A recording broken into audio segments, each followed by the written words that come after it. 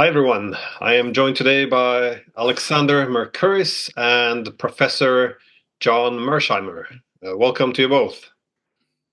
Glad to be here, Glenn.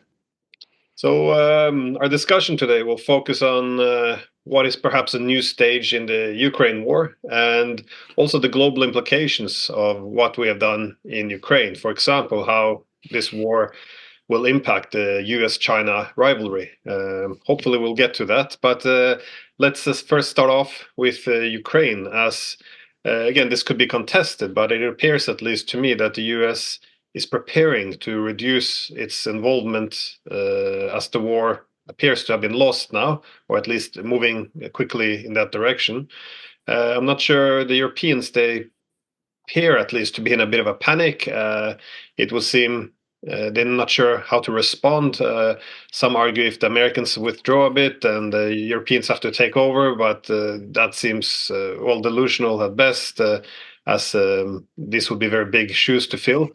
And we go back to the same issue. What do we do when we're losing Ukraine and the Americans are losing interest?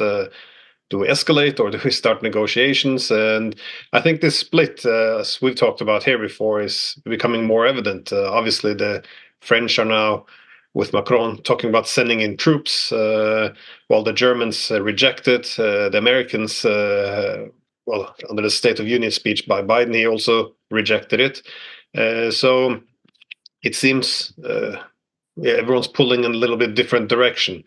And this is when NATO Secretary General Jens Stoltenberg stepped in and told the French, listen, let's consult first internally before we, launder our dirty laundry in public eye. So hopefully to, cover up on some of this fragmentations, as we have to show unity and solidarity. But I wanted to ask, what is this stage we're currently in? Do you two read it in the same way? Are we moving towards a deeper split here in NATO? Well, let me jump in to start. I think you want to think about what's happening today at two different levels. One is what's happening inside the United States, and the other is just what's happening in Ukraine. So let's put the United States aside for a second. I think it's becoming manifestly clear to more and more people that Ukraine is going to lose the war. We can talk about exactly what that means, because that is a very complicated issue. But there's no question that Ukraine is going to suffer a defeat. And indeed, NATO is going to suffer a defeat as well. And there's no plausible strategy, in my opinion, for turning this ship around and rectifying the situation. And this is a huge problem for the West. So that's point number one. Point number two is inside the United States, you can no longer just talk about how the United States thinks about Ukraine, because you have this clear division between Donald Trump and his acolytes on one side and Joe Biden and his acolytes on the other side. I believe the Biden administration is in this one for the long term, and they will do everything they can for years and years to come to contest the Russians inside of Ukraine. But Donald Trump apparently is a different story, and the Republican Party more generally is a different story. And one can make an argument that if Trump gets elected, the United States is basically going to abandon Ukraine. We're going to try to work out a deal with Putin and pull many, if not all, of our troops out of Europe. So if you're a European and you look at what's happening, you see that independent of the United States, Ukraine is going down the tubes, number one.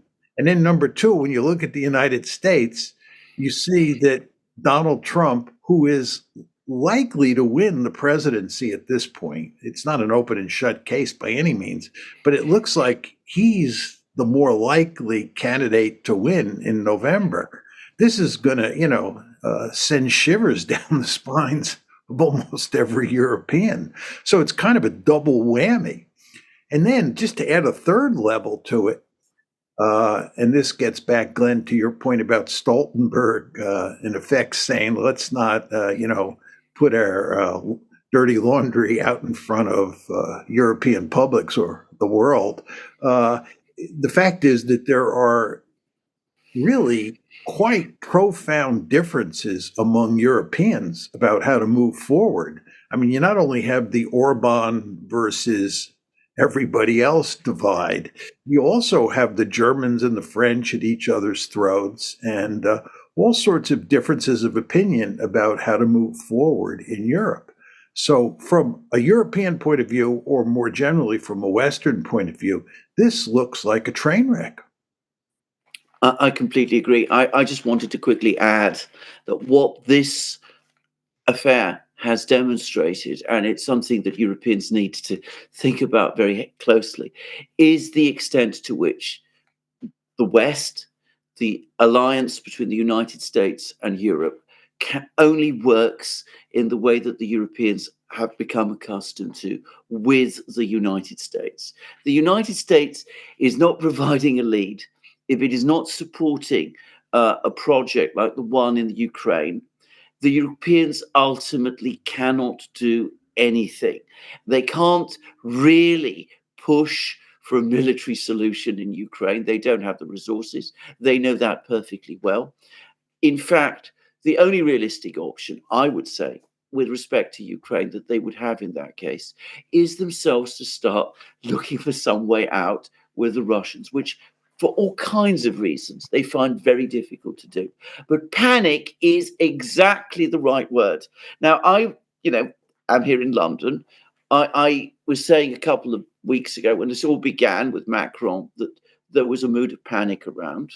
I've been speaking to various people now, including somebody who was in the British government quite recently.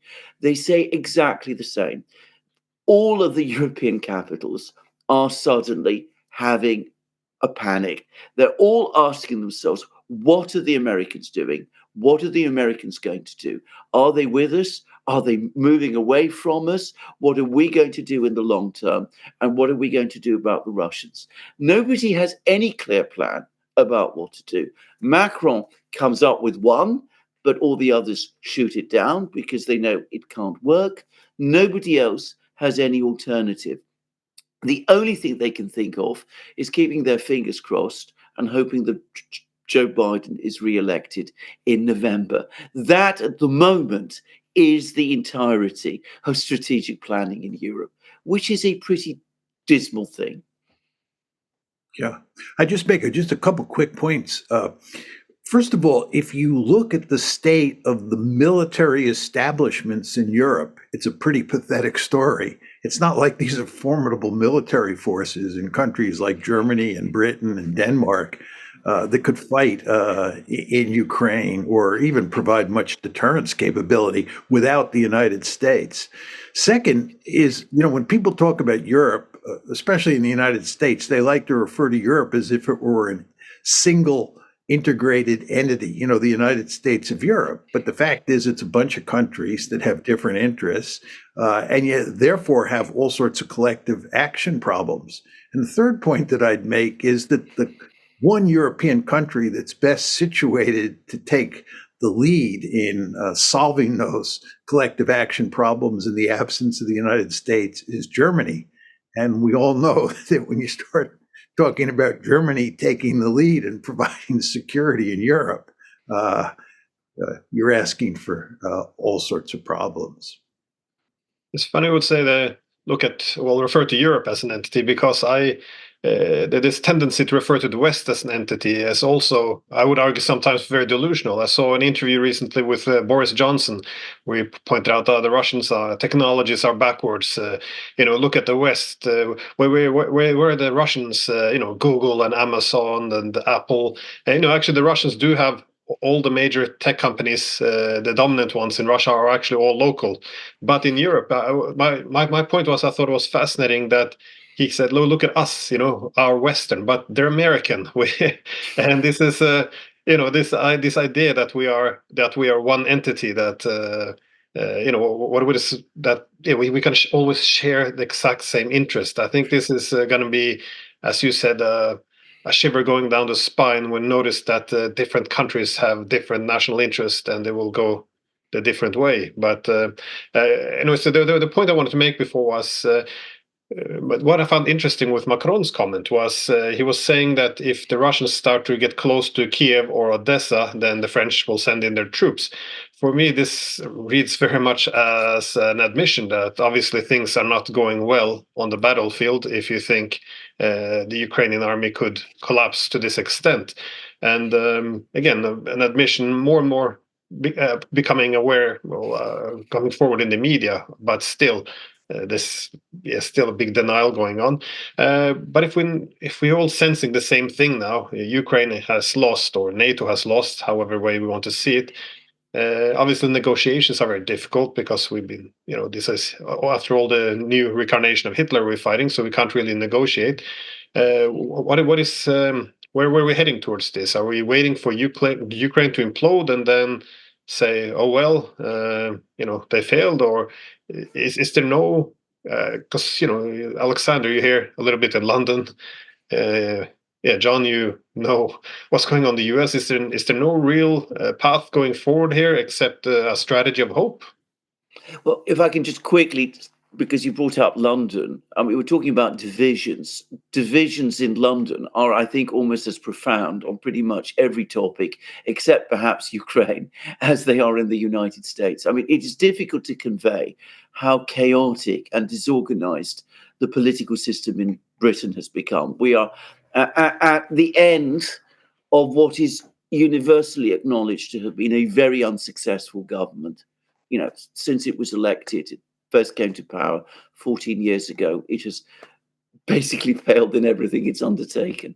The British state of the British military, which John was talking about, is absolutely terrible.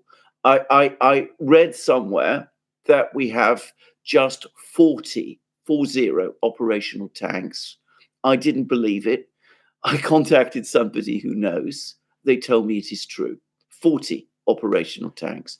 The Royal Air Force is in a slightly better condition, but not much. We don't have the pilots to fly the airplanes that we need, that we have, and we're selling off some of them.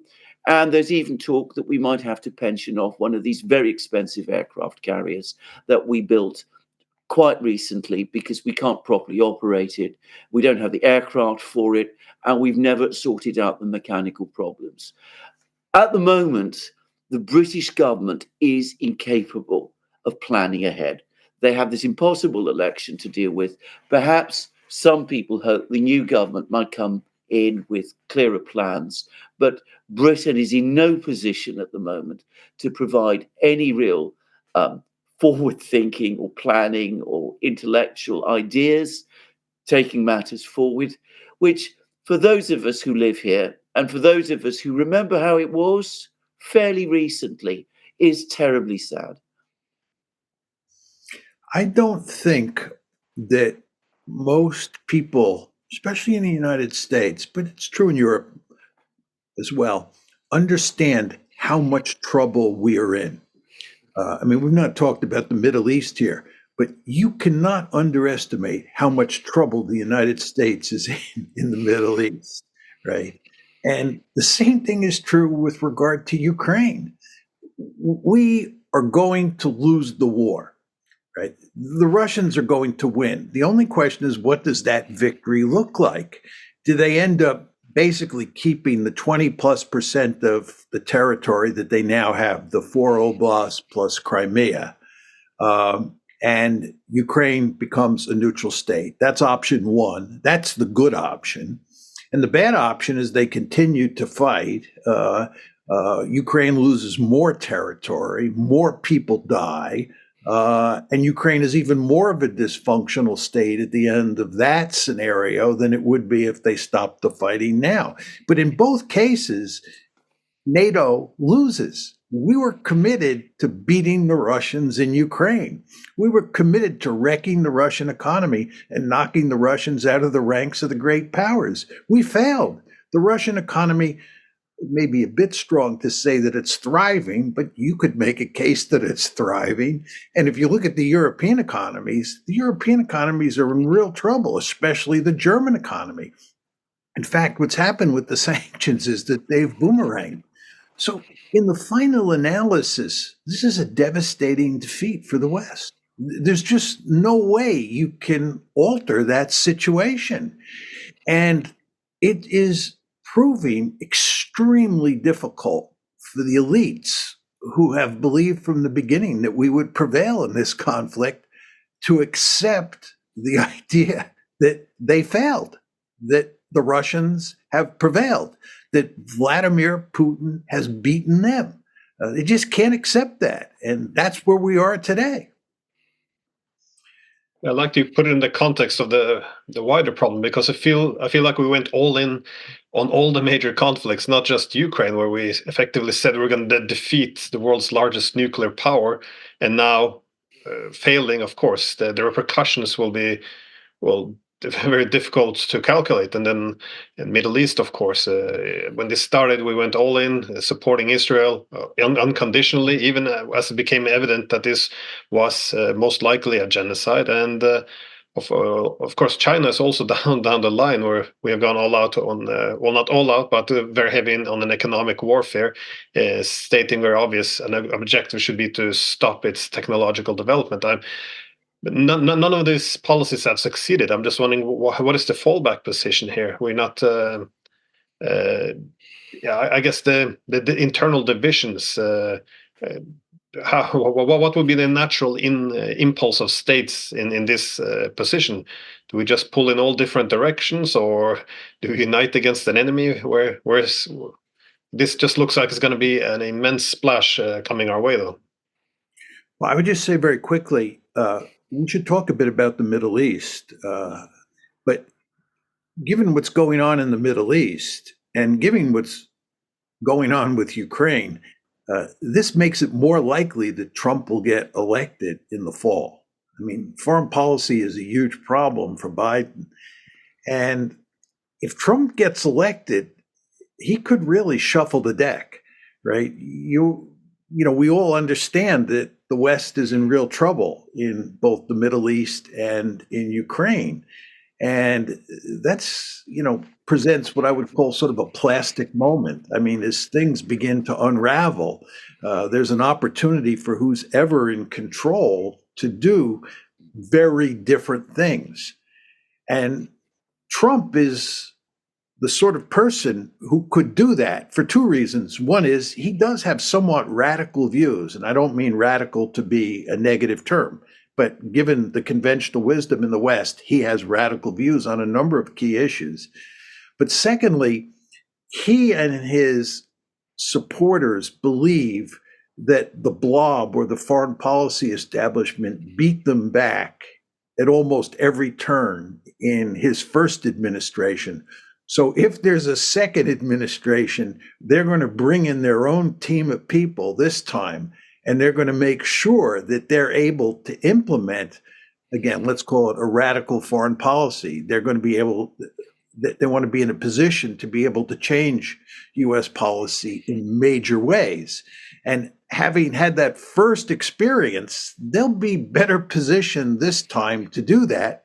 And again, I think it may be a plastic moment, next January if he moves into the White House. So I think, for the short term, maybe even the medium term, you're going to see more of the same. But one could make an argument that as you move forward, into 2025, certainly if Trump gets elected, there's going to have to be some fundamental changes in American foreign policy, and that will have huge consequences, as we talked about before, for European foreign policy and the West's foreign policy in general. Well, one would hope it would start to become a little bit more realistic. Not realist, but at least realistic. Going back to Glenn's point, I think that in Europe at the moment, there is no fallback position, in the sense that I don't think anybody is thinking of one. Well, I'm sure there are people thinking of fallback positions, but they're not the people who are making the major decisions. Eventually, we will have to stumble into one. I mean, it is inevitable. We can't just put ourselves in a position where we're just in a losing proposition and we're trapped in it indefinitely. But for the moment, thinking of that sort is not happening. And if we actually go to the Middle East at this point, if we're talking about the Europeans, again, it is striking that they have no Middle East policy at all. Now, this is really astonishing, given that the United States has a kind of grand strategy in the Middle East, or has had one. It is perhaps visibly failing. It is in serious trouble. But the Middle East is at least far away from the United States. If everything goes wrong there, well, the United States has an ocean between itself and the Middle East. With Europe, it isn't like that. This is absolutely as much a part of our neighborhood as Ukraine is.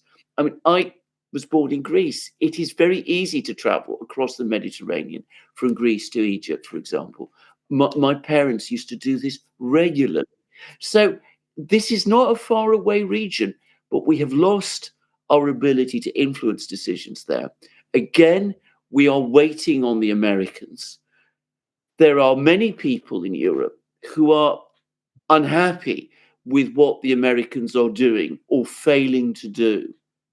But there is this extraordinary paralysis of the will again, no ability to do anything about it. Always the hope that somehow the Americans will find their way and make it come right. And on the experience of the last 30 years, there's no reason to think that will happen, that the Americans will find a way to make it come right. Yeah, I mean, I think that if you look at the war in Gaza, there's really no end in sight.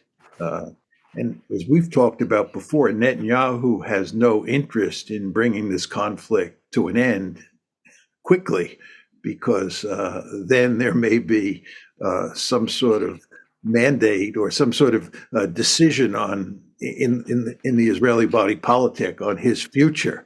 So, you know, if he keeps this war going and he can pretend that he's winning, he can stay in office, and that's to his advantage. But let's assume that the shooting stops at some point in time. The question is, where are we then? The fact is, you're not going to get a two-state solution. That's completely off the table. Are you going to rebuild in Gaza, or are you going to feed the people in Gaza in a meaningful way? I don't think you're going to rebuild in any meaningful way. And I think starvation will continue to be a problem for the foreseeable future. And furthermore, the Israelis are now stuck in Gaza. One cannot underestimate how important this is. You remember Ariel Sharon, who was no shrinking violet, he pulled the Israeli settlers and Israeli troops out of Gaza in 2005 because Sharon understood that this was not a smart strategy to have settlements and troops in Gaza. Well, the Israelis are back in Gaza. They don't have settlers there, at least yet, but they have troops there, and they have no intention of removing those troops. So given the situation in Gaza, this is going to be a festering sore for a long, long time. It's going to cause all sorts of problems for the United States around the world. It's going to cause all sorts of problems for the West around the world, because people are going to say something has to be done from a human rights point of view to help the Palestinians out. And I, of course, agree with that completely. But what are we going to do? The Israelis are going to continue to play hardball with the Palestinians. They're going to continue to maintain an apartheid system in Greater Israel, and we're not going to do anything about it. And we're going to be seen as supporting the Israelis at every turn, which of course we do. So this is a real problem. There is no solution there. And then you throw in the whole subject of potential escalation. What about a war against Hezbollah? What about the war that's now going on with the Houthis? What about all the fighting that has taken place in the past few months between these militias in Iraq and Syria and American troops. What about Iran? Is this all going to go away? No, it's not. Certainly not as long as the conflict in Gaza continues. And again, I don't see that coming to an end in any meaningful way in the future. So I think the United States is really in deep trouble in the Middle East, and it's in deep trouble in Ukraine. I was also glad you put in Hezbollah at the end there, because if Hamas is a horror show for the Israelis, then Hezbollah will be a completely different story. This is the Israelis are already moving out of the northern parts of their own country, and this could be a huge disaster. And also, much like the Ukraine crisis, no one actually clearly defines what victory means, because you can't really wipe out Gaza or wipe out all of Hezbollah either. So it's a common theme of the past 30 years, this lack of a exit strategy. It just seems we're going to the worse and worse levels in terms of consequences. Yeah, I mean, the Israelis went into Lebanon in 1982. In fact, they went all the way up to Beirut. And then they withdrew down to the Litani River. And they stayed in the area that runs from Israel's northern border to the Litani River, the southernmost part of Lebanon, for 18 years. They finally left in 2000, and they left with their tail between their legs. And in the process, they converted the Shia, who welcomed them at first when they went in 1982, into Hezbollah. The Israelis played the key role in creating Hezbollah by occupying southern Lebanon, which was filled with Shia. Then they went back in 2006 with ground forces, a much smaller operation. And the fact is, the Israelis got badly beaten in that operation. They suffered a lot of casualties, and they got out very quickly. So what are they going to do? Go back in again, drive up to Beirut, drive up to the Litani River, and occupy southern Lebanon? I don't think this is going to work very well. So what you're talking about is a situation where they got out of Gaza in 2005, and they're now back in there with no signs that they're going to get out.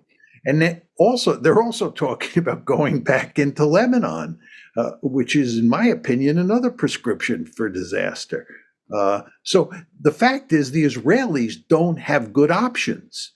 We talk about the United States and the West being in trouble vis-a-vis what's going on in the Middle East. I would argue the Israelis are really in deep trouble. I mean, there are many dimensions to this we haven't talked about yet, but they have not solved their basic problem with the Palestinians. They have not solved their basic problem with Hezbollah. There are all sorts of negative economic consequences associated with this war for Israel, and the political problems that this war is generating cannot be underestimated. Can I just ask? I mean, if we compare the end of the way British Empire events happened, and I mean, you brought up the apartheid system in Israel, and of course, the apartheid system. When we talk about apartheid, I mean, South Africa is obviously the place where it all started, and of course, South Africa was absolutely part of the British Empire. It was part of the British Commonwealth.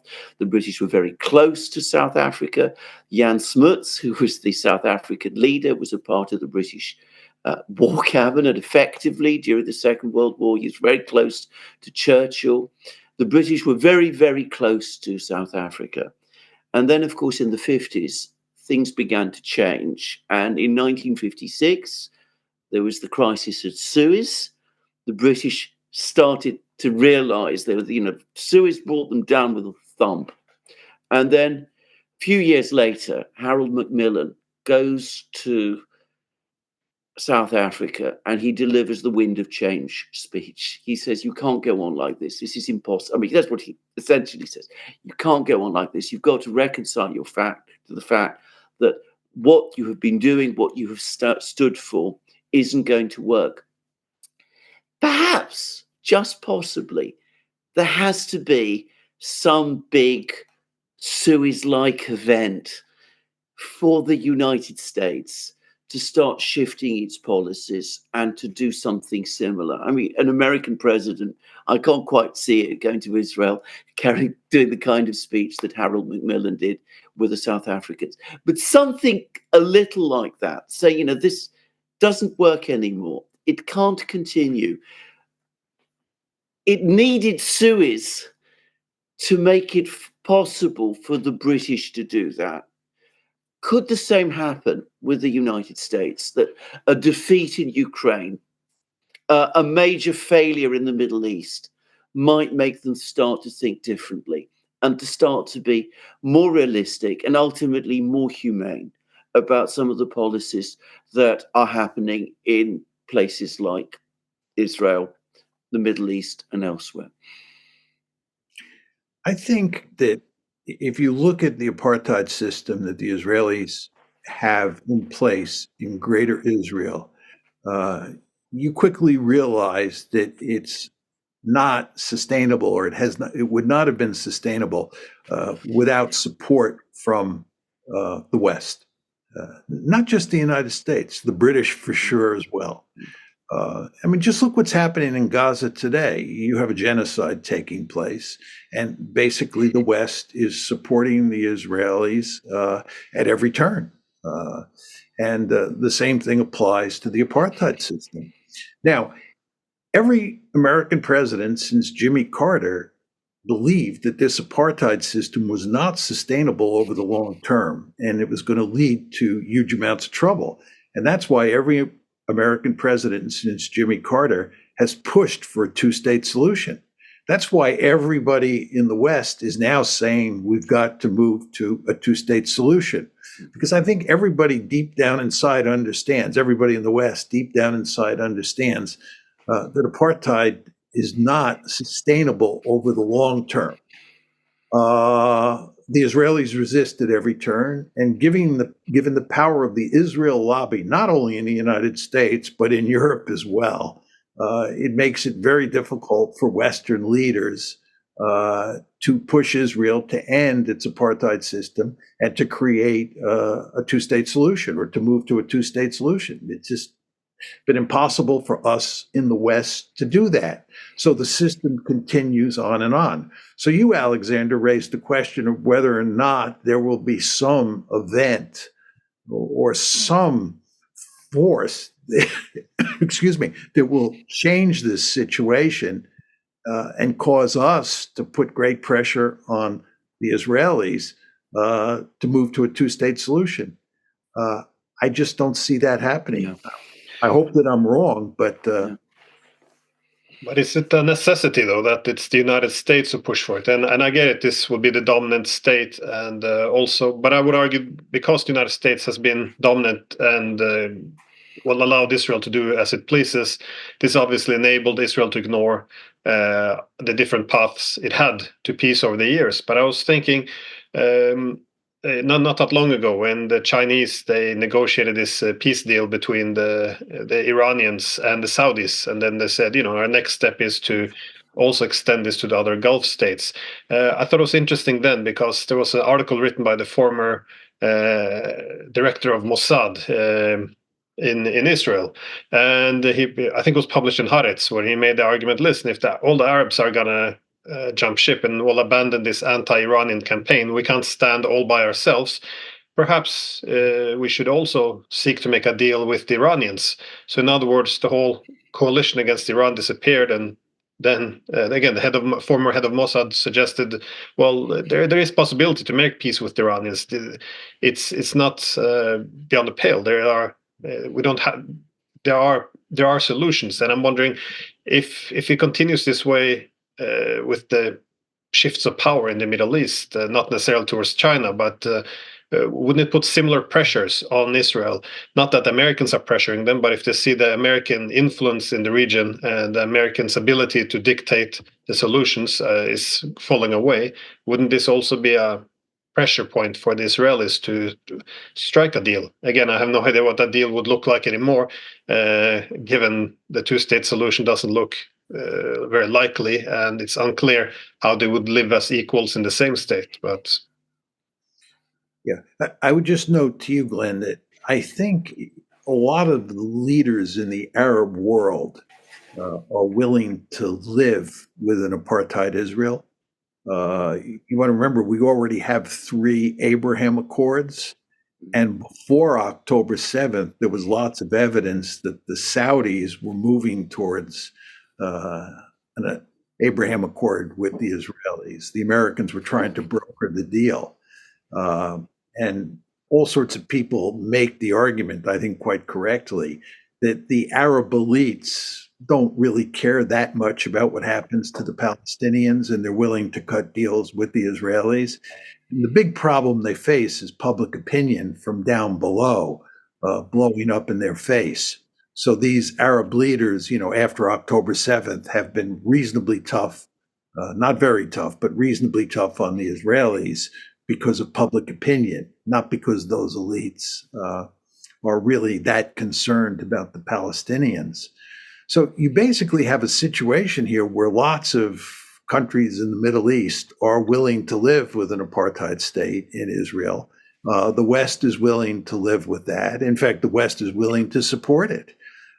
So the question is, where does the change come from? And the Chinese are in no position to force the Americans to change their behavior on this issue. And as long as the Americans back Israel unconditionally, which they pretty much do, the status quo remains in place. And that's where we are. If maybe you guys see a way out of this, but I hope I'm wrong, and I hope there is a sort of a magic solution to it, but I just don't see it. I don't pretend I see it. I'm not going to try and come up with a solution because I have no idea what the solution would be. There's just one point I wanted to say, and could it be that, and he's absolutely right about the Arab leaders, most of them are very cynical, many of them perfectly happy to live with an apartheid Israel. We see that. It's been true for a very long time, actually. Isn't that, though, the mistake that we've been making, in that we have been, I say we because the Europeans are fully complicit in this, have been dealing with the Arab leaders and saying to themselves that because the Arab leaders are prepared to come to terms with an apartheid Israel, that means generically that the Arabs generically are prepared to do that also. And that, in fact, what we're doing is we are dealing with, the sort of upward crust and not looking at what's below. And the result is that what's below is always bubbling up to the surface. And, in fact, we're not achieving not just a peace, but a sort of orderly situation there in the Middle East. And by trying to negotiate a deal between the Israel that is and the Arab leaders, we're simply allowing the situation to perpetuate and are not really addressing the underlying problems and causing it to remain unresolved.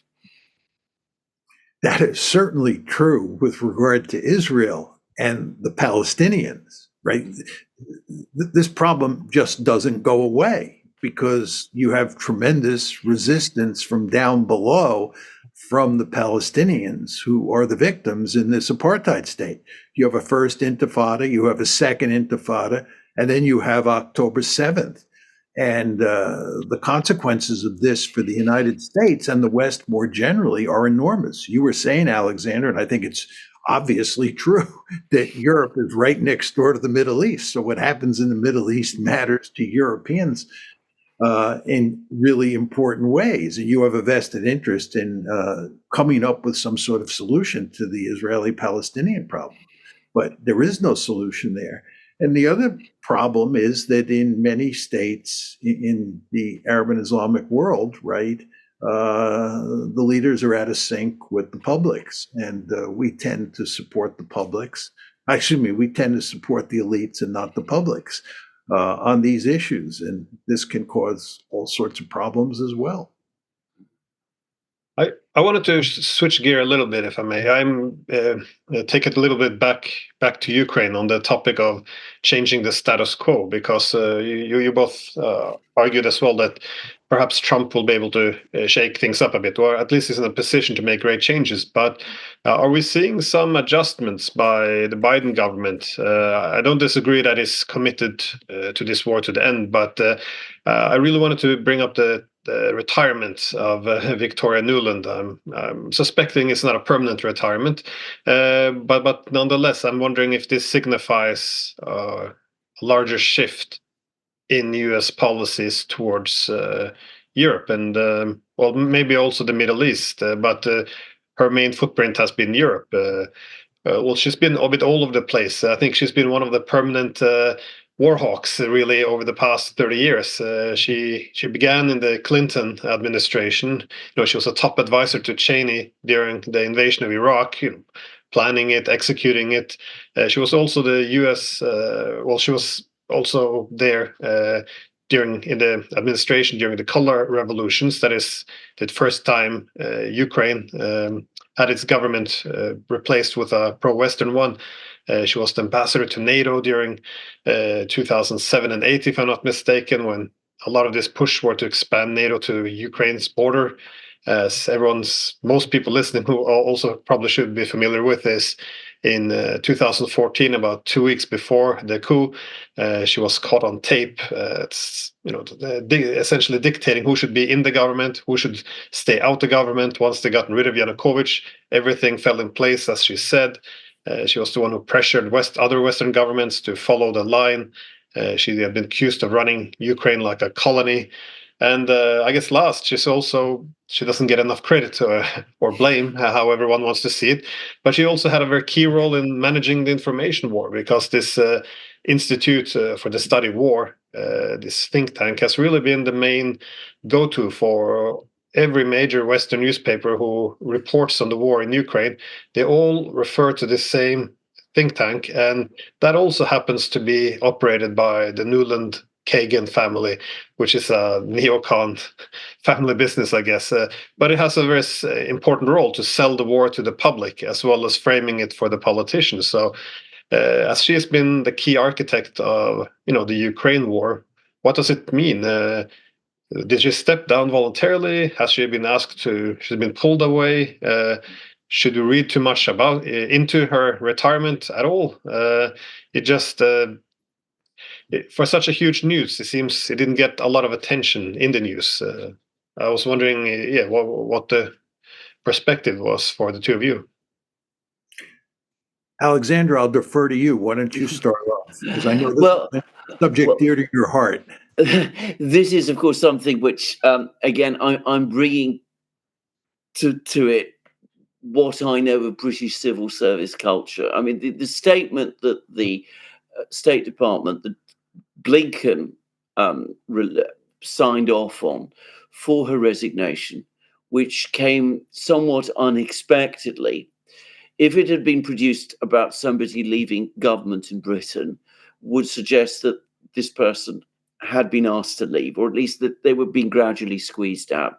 And the fact that there is no statement from her, that she's not actually herself given reasons for her departure, which she hasn't done since the announcement was made, would tend to reinforce this.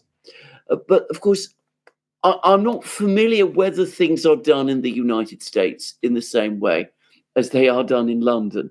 And this is something that I've been talking about in my various programs. To me, it looks as if some people in Washington, powerful people in Washington, have said, look, you've got us into a deep mess in Ukraine. We don't quite know how we're going to get out. We don't know quite what we're going to do. But one thing is, we don't want you there any longer. We become very frustrated by the role you've been playing, and we're asking you to leave, and please go in a gentle and civilized way rather than do it through a public row, which is not in your interest and not in ours. That's how it looks to me. Now, I've also been talking to some people, one person in particular who is in China, who's Chinese, And the Chinese are certainly interpreting this, or at least some people in China, a lot of people in China are interpreting this as the United States starting to think beyond Ukraine and focusing again on China. And there's a lot of worry in China about Kurt Campbell, who's the person who's taken over. And the Chinese are nervous about him. They see him as a China hawk. There's been comments about some of the things that he said. And the sense is that a Russia hawk has left the scene and a China hawk is coming in. Again, not knowing much personally about Mr. Campbell, I'm not able to say whether or not that is true. And it may be that the Chinese are completely wrong about this. And again, I don't know how much influence the Deputy Secretary of State in the overall system would have. But certainly from a British civil service perspective, this would look like somebody not exactly shown the door, but being led through the door and told, please leave. We now have to take over, and we can do it better if you're no longer there. I have a somewhat different view. I think you want to, and let me just preface my remarks by saying that we don't have any inside information here, so who knows for sure exactly what's going on. But I think it was last November when Wendy Sherman stepped down as the number 2 in the State Department. They had to find a replacement. And the person that the Biden White House wanted to put in that position was Jake Sullivan's deputy, Jonathan Feiner. But then when they began to think about it, it made the most sense to keep him in the White House because he was so good. So Feiner, who was the number 1 choice, got taken off the table. And then people said at the time that it came down to Nuland and Campbell. And for reasons I don't understand, Campbell was chosen, not Nuland. And it could be because they wanted to put more emphasis on China and less emphasis on Ukraine, and Campbell was the person to do that. But regardless, Campbell was nominated. And before he got approved, they had to find an acting number 2. And of course, they put Nuland in that position. Nuland was really number 3, and she got temporarily moved up to number 2. And then in February, Campbell was finally approved, and Campbell moved into the number 2 position. And that meant Nuland went back to number 3. So the question then pops up, why did Nuland resign then? Because she could have at least stayed until January of next year, and maybe even beyond that. I think Nuland wanted to be number 2. I think she was deeply disappointed that she wasn't number 2. And people have said over the years that she and Campbell don't get along very well. I've heard that on more than one occasion. And furthermore, my guess would be that she sensed that things are not going well in Ukraine. You kind of can't avoid seeing that. And maybe this is the time to get out. It's kind of like Zelensky going to Britain to be the ambassador to Britain. I mean, I think that was a brilliant move on Zelensky's part. I don't think you want to be in Kyiv in the next year or 2. You're better off if you're Zelensky being in London. So one could argue that drove her as well.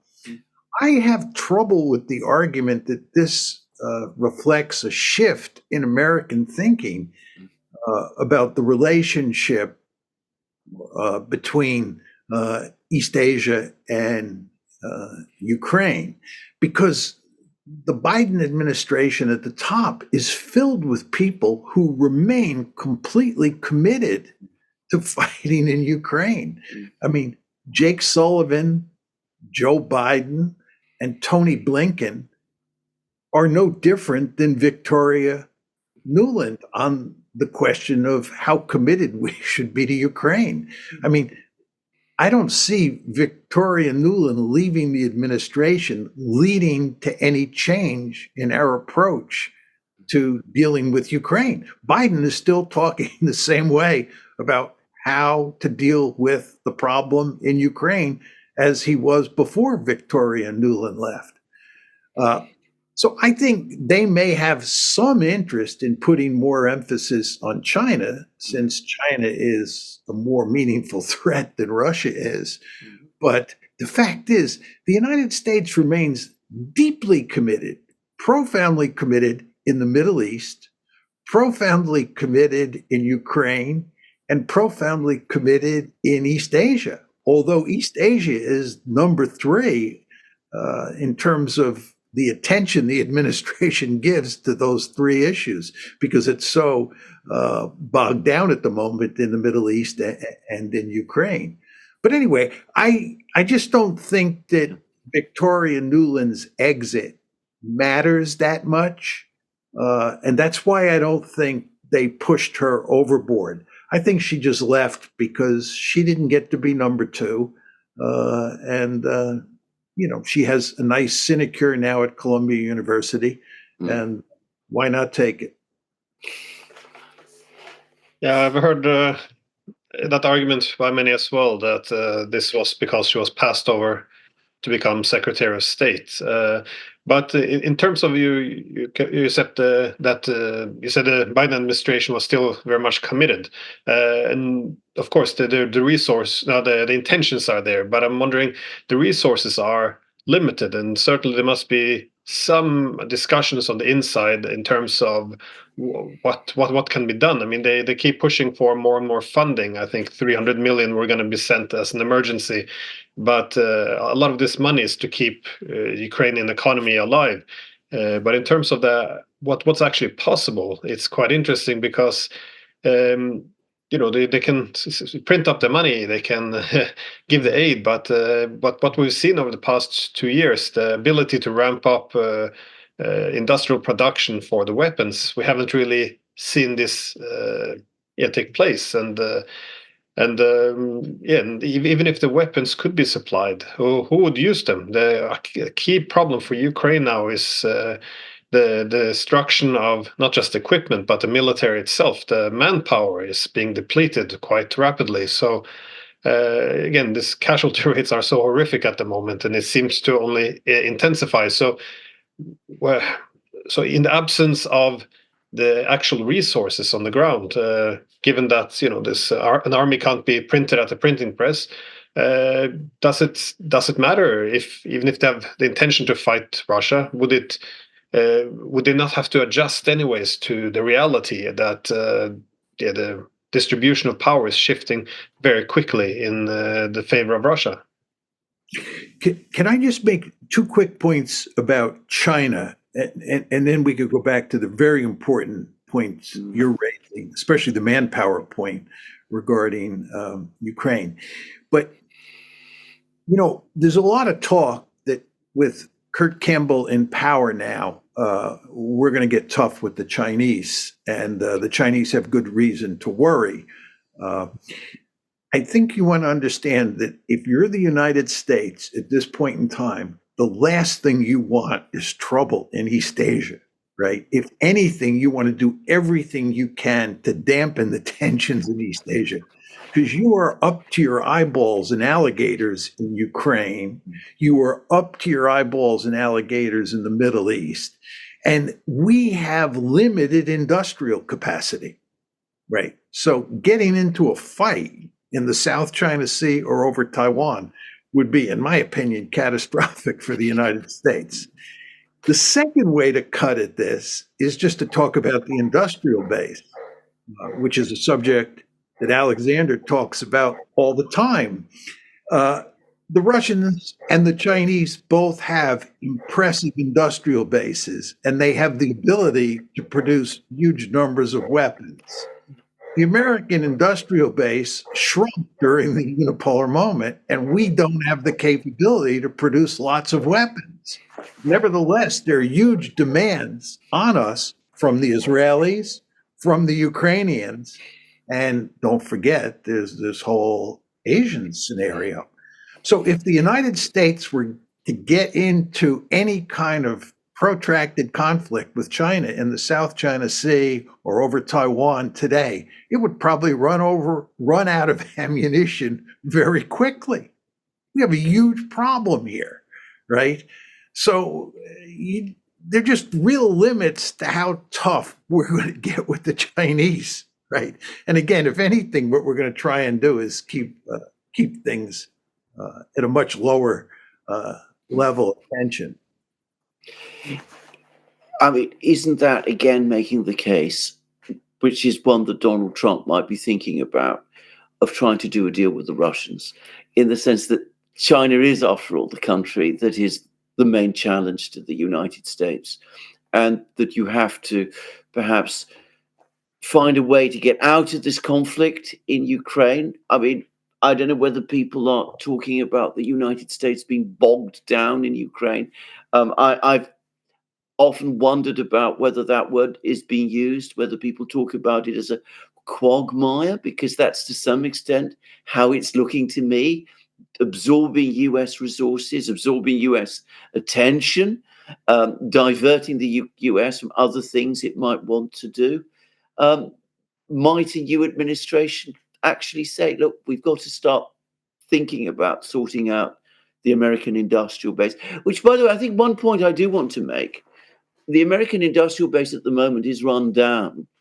But if the United States actually were to exercise the will to rebuild it, it could do it. I mean, it does have the means to do it. It might take a few years, but it's not something which is beyond American resources to do.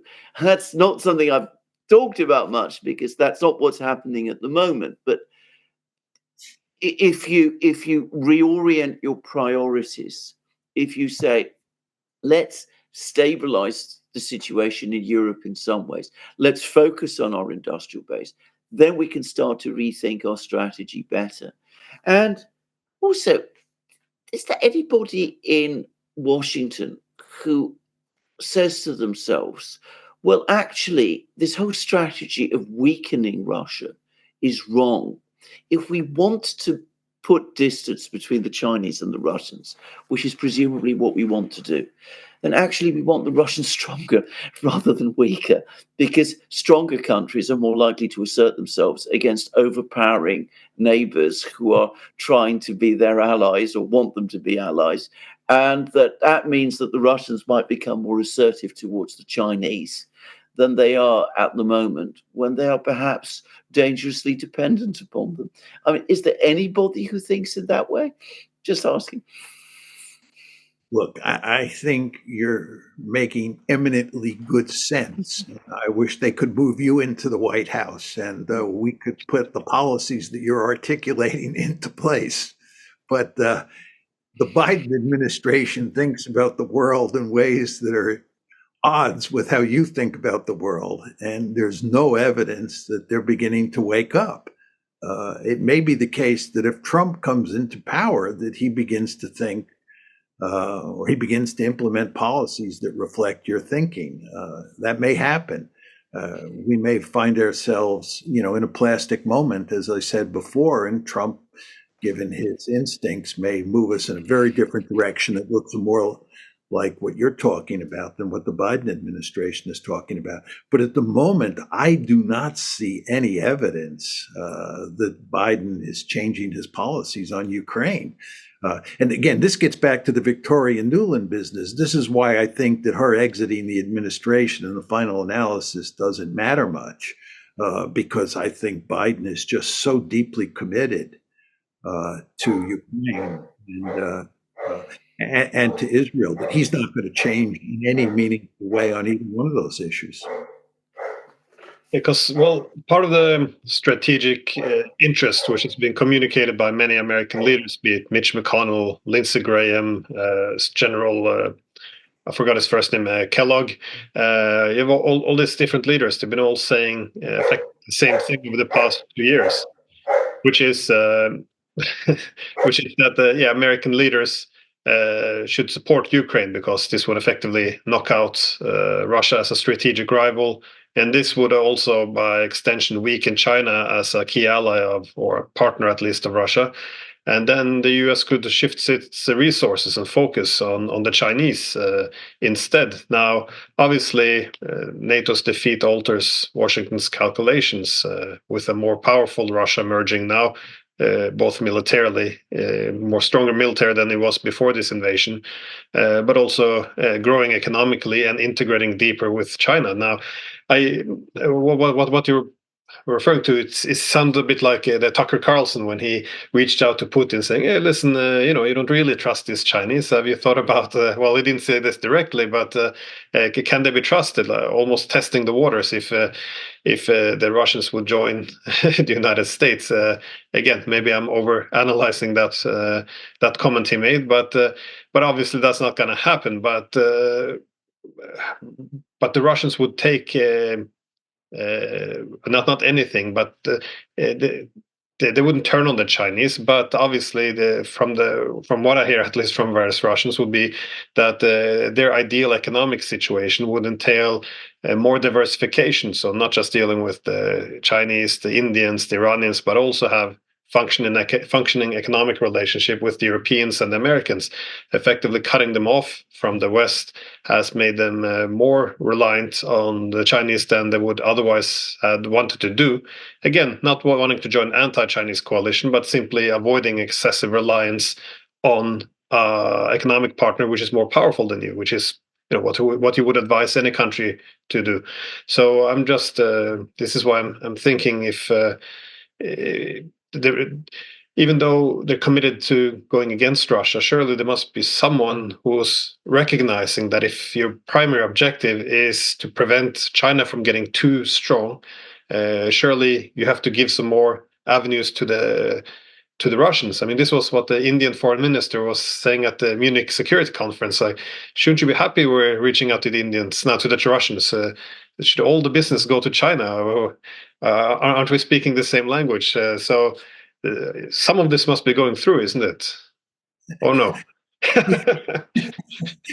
You would think so, but I think I think you don't want to underestimate just how intense the Russophobia and the demonization of Putin is in the West, and especially in the United States. I mean, many people think that this guy is the second coming of Adolf Hitler. That this is like dealing with Nazi Germany, and you can't negotiate with Adolf Hitler. You have to win a decisive defeat. This is going to be a long war, and indeed, we have to worry about World War III in Europe. I mean, this is all, of course, ludicrous, as the two of you know better than I do. But this is kind of where we're at. So getting people, the elites in the West, to change their thinking about how to deal with Russia is going to be difficult in the extreme. And of course, on the other side, Putin has made it clear that he doesn't trust the West, the Western elites, as far as he can throw them. And I don't blame him one bit. He's, over time, since he took office in 2000, tried to work out some sort of modus vivendi with the West. And the West has simply refused to play ball. And in fact, if you look at, as we all know, the negotiations surrounding the Minsk Accords, that the West basically duped him, and he's not going to trust them. So when you add this all together, just hard to see any significant improvement or any even small improvement in Western-Russian relations moving forward. This is all very, very sad, actually. I mean, we're not seeing policy change in the Middle East, where it's all going wrong and getting worse all the time. We're not going to see changes of policy towards Russia, though I would have said all the reasons argue that for such a change of policy, we have to keep our fingers crossed and hope that a new administration, led by, of all people, Donald Trump, might take us in a better direction. Because in all other respects, we're apparently trapped in continuing these policies for visceral reasons more than any others. It's a very sad situation. And I have to say, we shouldn't just be hard on the US here. The Europeans have played a very significant role in this. I don't remember this. This is before my time, but Harold Macmillan once talking about the British being the Greeks to the Americans who were the Romans. It was an absurd thing when he said it, but anyway, he did say, "Well, we're certainly not being Greeks. We're certainly not being coming around and being wise and telling our American friends, well, look, just hold back a little, think about what you're doing here." We're not doing anything of that at all. In fact, to the extent that we're doing anything, we're cheering the Americans on and making it more difficult for the Americans to change course. The worst thing that we should be doing in Europe. I will say, I have heard it said, I know that there are people in Britain, in the British government, who deep down don't agree with what is happening. I've heard it. I've spoken to these people myself, but I know it from others who have done. I believe the same is true in every other major European capital, in Germany, in France, especially. At the moment, none of these people are prepared to come forward. And a failure of imagination, but also, I have to say, of courage. Yeah, very hard to disagree. And I mean, if you look at, just let's move away from the governments of these various countries in Europe and in the United States. If you look at the public discourse about Russia and Ukraine and the Middle East and American foreign policy or the West's foreign policy in general, there is unanimity among the commentators. It's really quite amazing sort of where we are. For people who hold our views, the three of us, to sort of get space in the mainstream media and make our arguments, it's just extremely difficult, right? There's this groupthink that's at play here that is really quite stunning. I mean, if you go back to 2003 in the Iraq War, there's no question that Tony Blair, to take the British case, was fully supportive of what the Americans were doing. But if you looked at the British elites in general and British public opinion, there was huge opposition to what the Americans were doing. And if you look at countries like France, you look at countries like Germany, there was real opposition to what the United States was planning to do in Iraq for good reason. But the situation, in 2003, the run up to the war in March of 2003, is fundamentally different than the situation that exists today.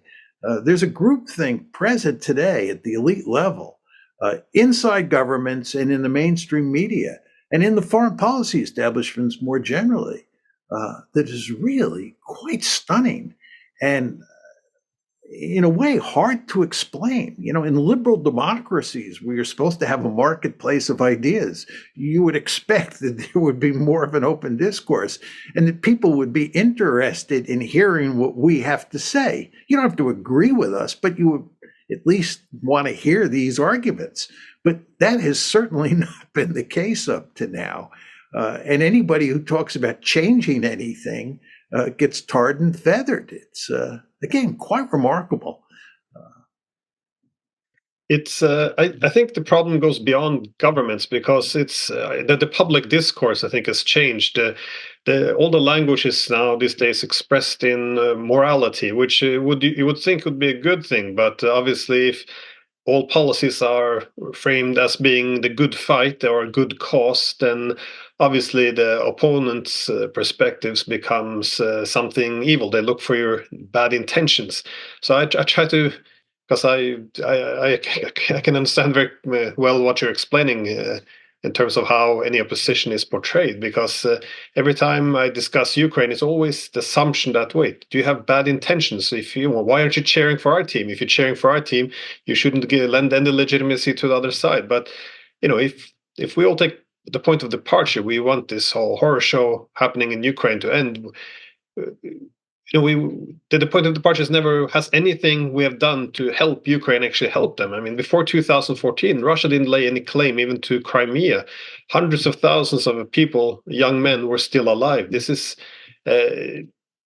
This is something you spoke about a lot, especially in 2014-15, saying, we're taking the Ukrainians down the primrose path. I'm guessing your point was proven. You sadly, all your predictions came true, and now and even now that we're accepting the Ukrainians are losing, that's more men every day, more territory every day. Still, this idea that the only moral thing is to continue to fight, it's quite astounding. And again, this is not a new issue. I remember Hans Morgenthau, he wrote about this. If you frame conflict as good versus evil, then you can't have compromise anymore, because compromise becomes appeasement. And even 100 years ago, you had Walter Lippmann when he reported on the British, how the British covered the Russian Civil War. He also said, this framing everything as a struggle between good and evil. He had its advantages and disadvantages. The great thing was, we mobilized the whole public because everyone believes, good should fight against evil. But his main point was, once you have a workable peace, then we won't reach for it. And the reason we won't reach for it is because you can't have peace with evil, as you said, John. Like, you're not going to make peace with Hitler, and so this is a key problem, I think, in the discourse. It's if Putin's new Hitler, any resistant movement in the Middle East, they're all terrorists. I mean, we can't even talk about Iran as a country with national interest. They're evil, and my concern is we're building up. China's not quite there yet, but we're also building up China as this, new Soviet Union, a communist empire who wants to do evil. Again, we don't have to have the same interest as the Chinese. We can have competing interests. Times we want to balance them, times we want to cooperate. But the point is, as long as they're all evil, it's always just escalate. There's no moderation. Maximization of power always is equated to maximizing security. I think it creates a delusion across the board. It also, one of the problems here, Glenn, is as the situation deteriorates and you worry about losing support on the home front, what you do is jack up the rhetoric. You make the argument that you're dealing with Adolf Hitler more and more because you're desperate to keep people on board. So actually what's happening today is that people are making the argument about World War III and Russia as the second coming of the Third Reich more and more because they're desperate to make sure that they can keep the American people on board and get the American people to vote for Joe Biden instead of Donald Trump. Because Donald Trump is an appeaser. He doesn't recognize how evil Russia is. It's that kind of argument.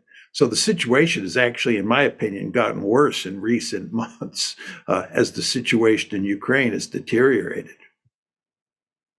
That is certainly true here in Britain. I mean, the rhetoric has, of the last few weeks, all been about the Russian march into Europe, the threat from Russia, the talk about nuclear war, people talking and debating nuclear war in ways that I would once have considered unimaginable, but it is actually happening. Talk about the British and the French sharing their deterrence with the Germans, which again, once upon a time, the French sharing nuclear weapons with the Germans, again, that would have been unthinkable too. And it's a disastrous idea anyway. Never the word peace. This doesn't seem to be something that anybody wants to even talk about. I'm not talking about, even a cold peace, as people talk about, a period of, in some ways like the Cold War, where, we weren't fighting them and they weren't fighting us. We were hostile to them and they were hostile to us, but there were ground rules and we each understood what we could and couldn't do. And that meant that people were able to get on with their lives with a certain degree of security. But in Britain today, there is nothing like that. And I don't see any sign from any part of the political system of that changing at the moment. I do know that there are many people, well, I don't know about many people, but there are people in government who deep down think this is wrong and who have doubts, but they're far too intimidated and afraid to come out and speak. And in the media, of course, you don't find this at all. You find one or two journalists like Simon Jenkins who sort of tiptoes around some of these issues that we've been talking about. But even he can't really be forthright about them as perhaps he would want to do. Can I ask you to question? Over the past year or two, I've placed great emphasis on the importance of the artillery balance for determining which side will prevail in this conflict. And of course, the Russians have had and continue to have a significant advantage that, if anything, appears to be widening. But watching what's going on these days, I'm beginning to think that certainly the artillery balance matters, but what really has changed is the coming of air power, the fact that the Russians are using these iron bombs with sophisticated guidance systems on them that's turned them into smart bombs, smart glide bombs, which are having a profound effect on the battlefield. And also the manpower problems that the Ukrainians are having. There's a big piece in the Financial Times today on the Ukrainian military's problems raising manpower. It's a stunning piece. It's a shocking piece because it shows just how many Ukrainians are outside of Ukraine, and it shows how little enthusiasm there is among young males to fight this war. But anyway, all of this is to say that I'm beginning to think it's not so much the artillery balance, and I don't want to say that doesn't matter, but it's the coming of air power and manpower problems on the Ukrainian side that really are dooming the Ukrainians at this point in time. I was wondering what you, Alexander, and you, Glenn, think about that comment. What can I just say? I've come to much the same conclusion. If you've been following my programs, I say that the artillery issue, I mean, it still remains important. It is not historic. But people who discuss this, the attention it is getting in Europe especially, you know, scrabbling around, trying to find shells, going to who knows which countries to buy them there, and who knows what condition, that this is becoming actually something that is becoming overtaken by events. Because if you actually look at what has happened on the battlefronts, the battlefields, over the last few months, it is precisely the sudden dramatic appearance of Russian air power. And there are all sorts of factors playing here. There is the fact that the Russians have developed finally precision-guided bombs. It took them years to do it. A war incentivized them to do something that the United States had mastered 30 years ago. But now they've done it, and we see the effect. But also the fact that the Russians have finally managed to get on top of the Ukrainian air defense system, which they weren't able to do at the start of the war.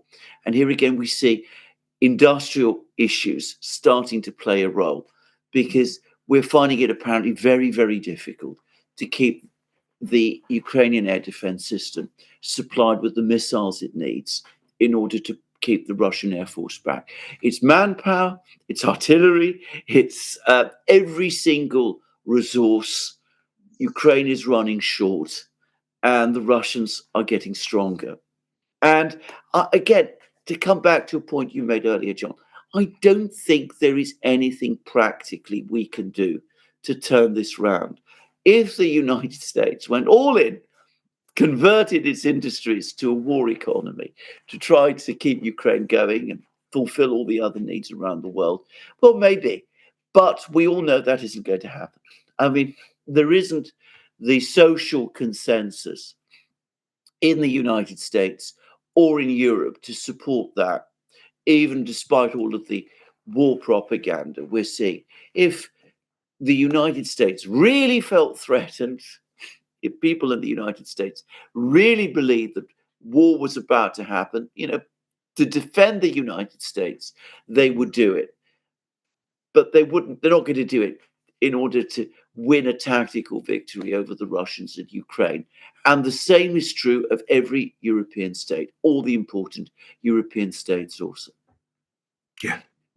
No, I very much agree, but yeah, I also wouldn't denounce artillery yet as the king on the battlefield, because it remains quite a leading weapon for causing casualties. But of course, the air power is quite interesting with the drones and missiles. Especially the last few months of the war, if you see how much havoc the Russian drones and missiles are causing against Ukrainian defenses, and as you mentioned as well, the FABA bombs, these gliding bombs, these old, many of them I think from the Soviet era, but putting the wings on them and allow them to glide towards the target.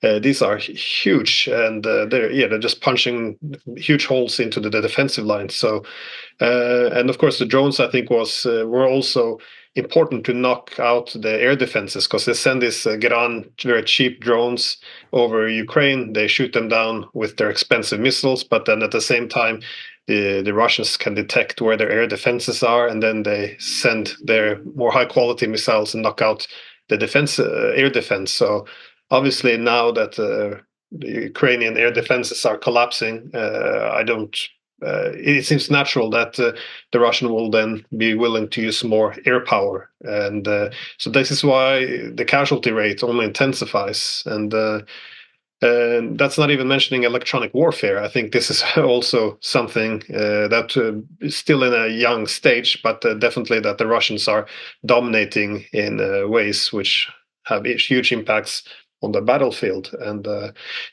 just lastly on the manpower issue, I think this is an interesting point, because I think this is where some of our propaganda has failed to caught up, because I agree that I think the Russians underestimated the national identity that emerged in Ukraine over the past 30 years. Obviously, there are many who fight, even ethnic Russians, Russian speakers on the Ukrainian side, are willing to fight till the end for Ukraine. But this story we have that all the Ukrainians, they're all willing to fight till the end, fight against Russia. All they want from us is our help.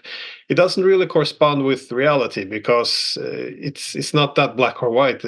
There's millions now inside Ukraine or hiding from their government, who are being pulled out of buses and out from their homes.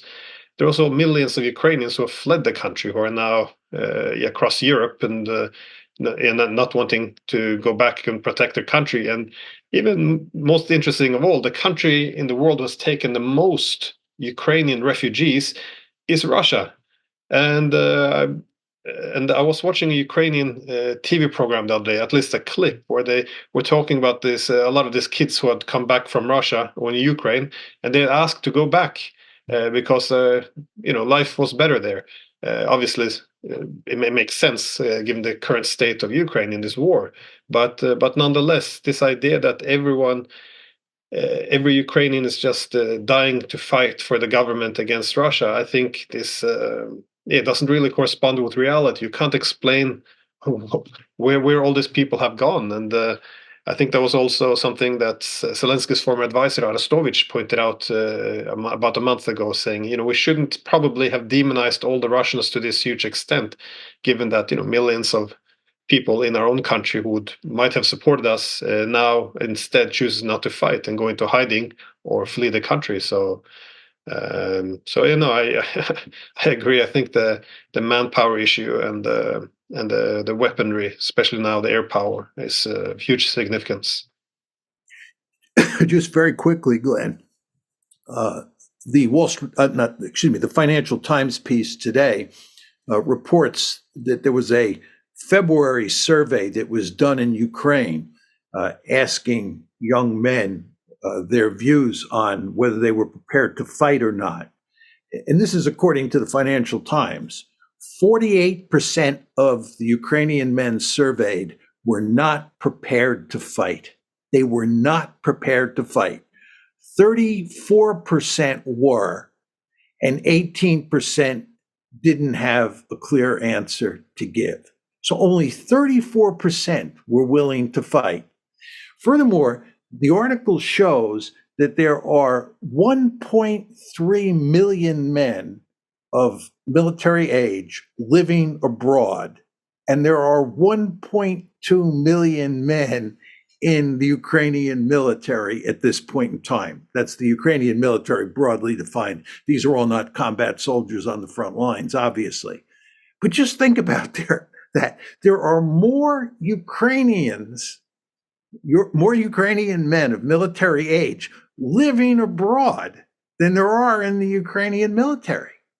It is shocking. And again, 48% of the men who were surveyed were not prepared to fight. And this is a country that is significantly outnumbered in terms of manpower to begin with, right? So how can you possibly win? And both of you surely know there was this French magazine article. I think the magazine, is it Alexander Marianne? Marianne. Yeah, Yeah. That reported on these French Ministry of Defense studies that had been done about the war in Ukraine. And those Ministry of Defense reports and the Marianne article made it manifestly clear that what we're saying here dovetails with what they were saying, all of which is to say Ukraine is doomed. And what Macron is being told by his own military people, because it seems that he has in fact received these reports, or so I understand. But of course, he doesn't want to hear what he's been told. He talks instead about, we mustn't let Putin win because, exactly as you said, John, he's the second coming of Adolf Hitler. Well, that's not quite what Macron has said, but sometimes the implications come very close to that. But that's absolutely right. I mean, every metric, every indicator now shows that Ukraine is going to lose the war. It's now impossible objectively to deny that truth. And in that article by Marianne, they quote a French officer who says that the greatest strategic error that you can possibly make is to think that there is some kind of military solution to this conflict which ends in a Ukrainian victory. That is impossible. That's what the military are privately advising their political leaders. The political leaders just don't want to listen, and that's the problem. Yeah, this is one of my concerns, that once now it becomes evident that Ukraine, one of the key reasons it's losing is this lack of access to manpower. That the next step in so-called helping Ukraine will be discussing, cutting their benefits, or even going all the way to deporting them to send them back to Ukraine. And I've read in the media in this country, at least, with some former military people arguing that it's their responsibility. They should go home and fight if they're of that age. And one could sympathize with the argument if it wasn't our war too, because keep in mind, we are the one who toppled their government, who was committed to neutrality. As the New York Times recently posted, with the CIA cooperation from the day one of the toppling, we began to run the country a little bit like a colony, also as confirmed by the general prosecutor Viktor Shokin. And after toppling the government, we time and time again over sabotaged the peace agreement, first in Minsk and then in early 2022. So to now deport Ukrainian refugees and force them to fight in a war which is largely ours, I don't see the morality there anymore. And so I'm hoping we're not going down that direction. And just I keep getting surprised by the horrific things we're willing to do in the name of helping Ukraine. So this is one of my great concerns, that we will try to solve the migrant issue and the lack of manpower in Ukraine with a solution like this, because it's nothing shocks me anymore, I guess. Can I just add to that? What is being proposed? Basically, deporting people to go back to Ukraine to fight a war in which they're killed. That would not just be something that would mark an extraordinary moral reversal. It would also be a complete change in Western legal culture. It would be something which goes profoundly against the grain of the way in which Western, or at least European countries, certainly Britain. I mean, I used to deal with cases of this kind. Deals with people effectively who are effectively refugees from a war. I mean, there's international conventions. There's all sorts of things which we in Europe largely, and the Americans, we created, which say that you shouldn't be doing this thing. And if we're going to do that, we're setting all of that aside in order to promote this extraordinary venture, which has destroyed Ukraine. I mean, it's difficult to convey how bizarre and sad this really is. I think, Alexander and Glenn, when you go back to that April 2008 decision to bring Georgia and Ukraine into NATO, you see that that was one of the greatest strategic mistakes of modern times. I don't believe I'm exaggerating when I say that. When you think of the consequences of trying to bring Ukraine into NATO, trying to make Ukraine a Western bulwark on Russia's borders, and where this has all led. Oh my God. And mainly for the Ukrainian people, also for the Russians for that matter. The Russians have lost significant numbers of troops, and many people have been wounded. This is horrible. But if you think about Ukraine, what's happened to Ukraine, the country's being dismembered, right? It's going to turn into a dysfunctional rum state. The number of people killed, I don't know what the exact number is, but I think it's at least 500,000 casualties. That would be dead plus wounded. Oh my God, that decision in April of 2008. And then the fact that we doubled down at every turn. You have a war over Georgia in August 2008. Isn't this evidence that the Russians are not going to tolerate Georgia and Ukraine coming into NATO? Then trouble in 2014. And what do? We doubled down again. And then in 2021, 2022, when it looks like you're going to get a war, do we try to prevent a war? No. And then when we have peace negotiations, the Istanbul track and the Israeli track with Naftali Bennett, what do? We basically push the Ukrainians to walk away from a possible deal.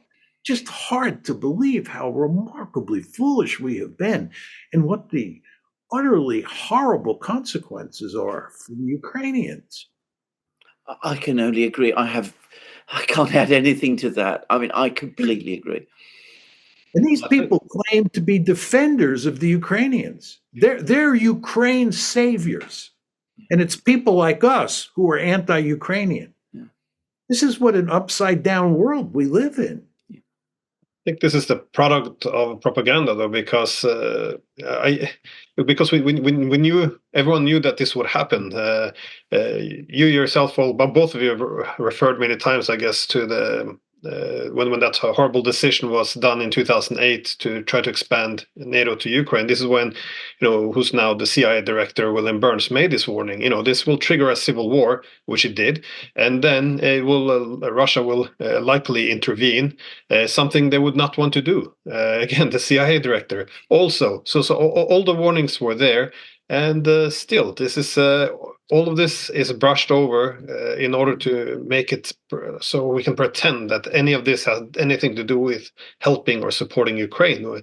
And this is why I think that the rhetoric, the propaganda, is so important in this conflict, because it washes across everything. We say, "Oh, Ukraine has to join NATO now." We still because Russia would never dare to attack NATO country. But also we have to support Ukraine, because if we don't support, because if Ukraine falls, then Russia will invade NATO countries. So none of this makes any sense. But you have to choose: either Russia will never attack a NATO country, or that's what it will do. But there's no consistency anymore, and we just have this. Reason is deafened, I guess, by this moral sloganeering. We even have our recent historical memories even gone. Like Putin, he's now, this idea that Hitler, that's this eternal enemy of the West we can't negotiate with. He was been in power for 24 years. for 22 of those years, he was attempting to make peace, and he wanted to integrate into a greater Europe. We had someone who was willing often to ignore partners in the East in order to steer Russia towards the West. This idea that everything is some external enemy looking to destroy us, and we have no blame in it. It's become so delusional. It's obscene, but this is where we are. Len, one final point, because I know we have to go. But you don't want to forget that in the 1990s, when NATO expansion was first broached and pushed forward by the Clinton administration, there were a substantial number of prominent people, to include George Kennan, Paul Nitze, a superhawk, the Secretary of Defense, Bill Perry, that's Bill Clinton's Secretary of Defense, the chairman of the Joint Chiefs of Staff, all of whom said that NATO expansion is going to lead to disaster. There was huge opposition in the 1990s. Most people forget this, right? And those people proved correct. So it's not just people like us, right? And people who started arguing in 2008 or started arguing in 2004 that this was going to lead to big trouble. Going back to the creation of this policy in the mid-1990s, all sorts of prominent people with establishment credentials, right? And in some cases, very hawkish people said this was a prescription for disaster. And of course, they proved correct. Absolutely. I mean, one amongst them was a man I knew briefly called Richard Pipes, who's a brilliant historian, but one of rather, shall we say, solidly critical views about the Soviet Union, certainly, and not particularly favourable views about Russia, I would say, overall. But he also said this is going to be a terrible mistake. I mean, it was right across the scene. People would say this is going to be a mistake, and of course, it was still done. And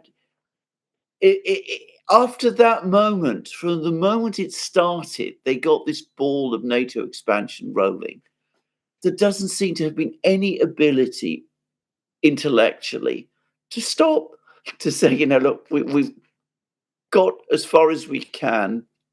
The Russians are pushing back in the interests of preserving peace in Europe, which ought to have been the priority, the paramount priority. After all, that was what we appeared to have secured, peace in Europe. In the interest of securing peace in Europe, the time has come to stop and to move forward and to see how we can sort things out with the Russians in their interests and in ours. We didn't do it, and here we are.